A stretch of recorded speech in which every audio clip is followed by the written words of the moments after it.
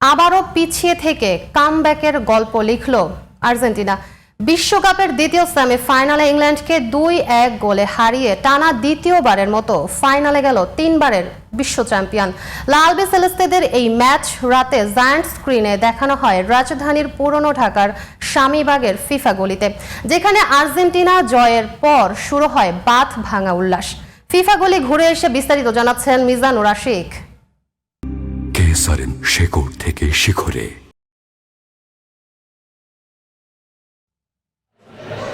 ম্যাচের বয়স তখন 84 মিনিট, 1-0 পিছিয়ে আর্জেন্টিনা। এমন স্কোরলাইন দেখার পর মুখ ভার করে বসে বসে খেলা দেখেন পুরান ঢাকার স্বামীবাগের ফিফা গলিতে হাজির হওয়া আর্জেন্টাইন সমর্থকেরা। এরপর আসে সেই বাঁধ ভাঙা উল্লাস। আর্জেন্টিনা শেষ 7 মিনিটে 2 গোল করে কামব্যাক করার পরে ফিফা গলি যেন রূপ নেয় এক ফোঁটা মার্সিডিজ বেঞ্জ স্টেডিয়ামে। 2022 সালের বিশ্বকাপেও স্বামীবাগের এই গলিতে দেখানো হয়েছে খেলা। এবারের বিশ্বকাপেও আয়োজকরা পেয়েছেন অসংখ্য সমর্থক। এছাড়াও নিজের দল জেতায় খুশিও হয়েছেন তারা। আমরা যেহেতু 22-এ আয়োজনটা করছিলাম, তো 22-এ আমাদের ভাইরাল হয়েছিল, 26-এ আরও বেশি হয়েছে।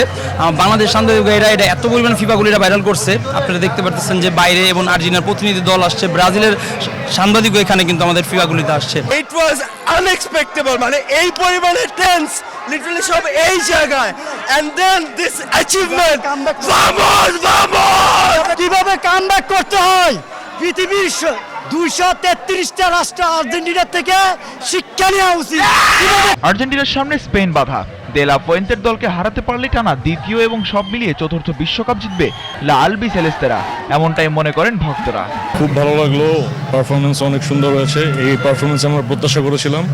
এখন দেখা যাক ফাইনালে কি হয়, আশা করি কাপটা আমরাই নেব। শুরু থেকে আমরাই জিতবো। বিশ্বকাপ ফুটবলে টানা 2 বিশ্বকাপ ট্রফি জিতেছেন এমন ঘটনা ঘটেছে সর্বশেষ 68 বছর আগে।